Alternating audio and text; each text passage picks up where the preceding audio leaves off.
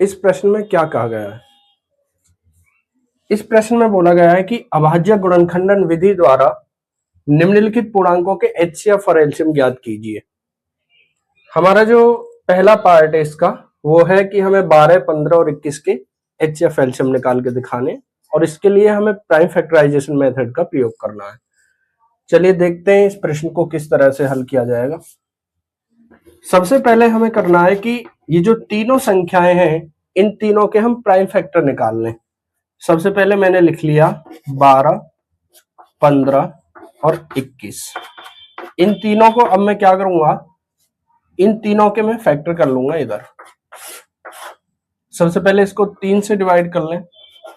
3 5 जा 15 और 5 1 जा 5। तो हम इसको लिख सकते हैं 15 को 3 × 5। ऐसे यदि हम 12 के करें तो 12 के हो जाएंगे 2 6 जा 12, 2 3 जा 6 और 3 1 जा 3, यानी इसके आएंगे आपके 2 × 2 × 3। ऐसे 21 के हम फैक्टर कर सकते हैं। 3 7 जा 21 और 7 1 जा 7। तो हमारा आएगा ये 3 × 7। ठीक है, अब हमें करना क्या है, देखिए एचसीएफ निकालना है। एचसीएफ होता है कि आपको जो कॉमन नजर आ रहा है, पूरे में जो कॉमन है वो इसका आंसर है। देखिए कॉमन मुझे 3 यहां भी है, यहां भी है और यहां भी है, तो 3 इसमें कॉमन हो जाएगा। तो इसका एचसीएफ कितना आ जाएगा, 3। एचसीएफ कितना आ जाएगा, 3। साथ ही जब हम इसका एलसीएम निकालेंगे तो एलसीएम इसका हो जाएगा कि एक संख्या मैक्सिमम कितने बार है। तो हमें ये देखना है कि देखिए 2 कितने बार है, तो 2 आपका 2 बार है, तो मैं 2 को 2 बार लिखूंगा। 3 मैक्सिमम 1 बार है, तो हम 3 को 1 बार लिख लेंगे। 5 1 बार है, 5 और 1 बार 7 है। अब इन सब की हम मल्टीप्लाई करने वाले। 2 दूनी 4, 4 तिया 12, 12 पंजे 60, 60 सत्ते 420, 60 सत्ते 420। तो इसका जो आंसर हो जाएगा वो हो जाएगा एचसीएफ 3 और एलसीएम इसका 420। देखते हैं प्रश्न नंबर 3 का सेकंड पार्ट। सेकंड पार्ट में कहा गया है कि 17, 23 और 29 के हमें प्राइम फैक्टर करते हुए एचसीएफ और एलसीएम निकाल लें। हम इसको हल कैसे करेंगे जरा देखना। सबसे पहले 17, 23 और 29 को मैंने इस तरह से लिख लिया। इन तीनों ही संख्याओं के हमें प्राइम फैक्टर कर लेने। तो इनके प्राइम फैक्टर निकालते टाइम हम इसको 17 से काट सकते हैं, 1 बार कटेगा, तो मैं इसको 1 × 17 लिख सकता हूं। जो दूसरी है वो है 23, तो 23 को भी इस तरह से काट लें।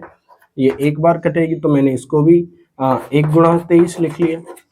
तीसरी है 29, 29 को भी हम ऐसे काट सकते हैं, तो ये भी हमारा 1 बार कटेगा, इसको भी मैं लिख सकता हूं 1 × 29। अब देखिए आगे हमें एचसीएफ निकालना है, तो एचसीएफ निकालते टाइम कॉमन देखते हैं केवल, तो कॉमन मुझे दिख रहा है 1।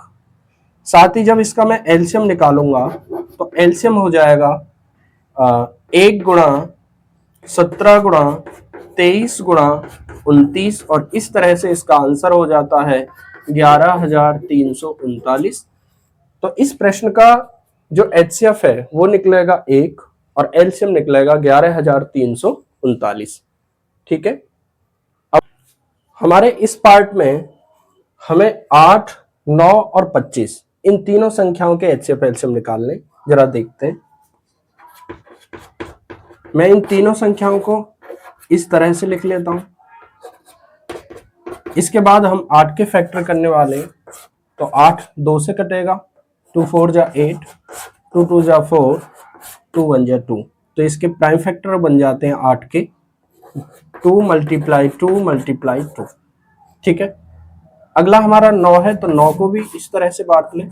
3 3 जा 9, 3 1 जा 3, इसके फैक्टर हो जाते हैं 3 × 3। अगला है 25, तो 25 को भी इस तरह से बांट लें। 5 5 जा 25 और 5 1 जा 5, तो इसके फैक्टर आ जाते हैं 5 × 5। ठीक है, अब एचसीएफ कितना निकलेगा, एचसीएफ निकलेगा, देखिए ना तो 2 कॉमन है, ना 3 कॉमन है, ना 5 कॉमन है, इसके साथ हम जब हमें कोई कॉमन नहीं मिलता तो वहां पर हम क्या लेते हैं, 1। ठीक है, तो एचसीएफ कितना हो जाएगा, 1। एलसीएम देखिए, 2 मैक्सिमम कितने बार है, तो 2 हमारे पास 3 बार आया है, तो मैं 2 को 3 बार लिख लेता हूँ। 3 हमारे पास 2 बार है, तो मैं 3 को 2 बार लिख लेता हूँ। 5 हमारे पास 2 बार है मैक्सिमम, तो मैं 5 को 2 बार लिख लेता हूँ। इस तरह से हमारा टोटल आंसर बैठेगा वो 2 दूनी 4, 4 दूनी 8, 8 तिया 24, 24 तिया 72, 72 पंजे 360, 360 पंजे 1800। कितना बैठेगा, 1800। तो इसका 1800 टोटल आंसर बैठेगा। ठीक है, एलसीएम इसका 1800 बैठेगा और एचसीएफ कितना है, 1।